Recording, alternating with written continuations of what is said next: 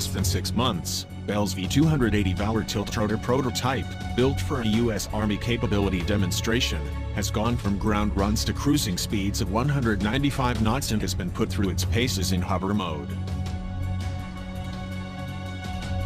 And V-280 continues to push the envelope as it flies deeper into the Joint Multi-Role Technology Demonstration, JMRTD, that is expected to wrap up in fiscal year 2019 when the Army and its joint partners decide what it will pursue for a future vertical lift aircraft and is expected to be fielded in the 2030s but possibly sooner.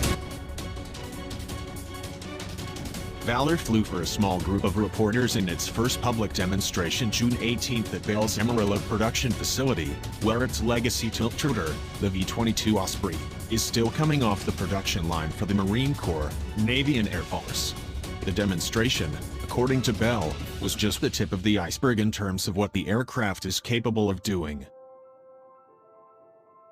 The V-280's clean sheet design differs from the V-22 with a straight wing, fixed engine nacelles, sliding side doors, a lower disc loading that reduces downwish and a tail dragger configuration, the signature V on the tail of the aircraft, according to Ryan Ehinger, the V-280 program manager. Bell has had representatives from the U.S. Army on site throughout the development of the aircraft, he said.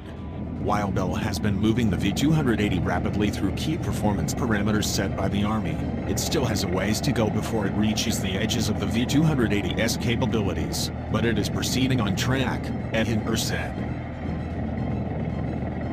The company has logged nearly 40 flight hours in the test program while its testing and engineering team has closely monitored the aircraft's telemetry in flight, including watching thousands of instrumentation channels coming off the aircraft in real time, he added. In the demonstration, the pilots hand-flew the aircraft with very limited augmentation to show that they are able to fly in the most degraded capability while maintaining good handling qualities. The V-280 took off in a hover during the demonstration and rapidly climbed to 500 feet above ground level and made several passes over the crowd. On its first pass, the aircraft reached roughly 170 knots, which is already faster than any helicopter's cruise speed.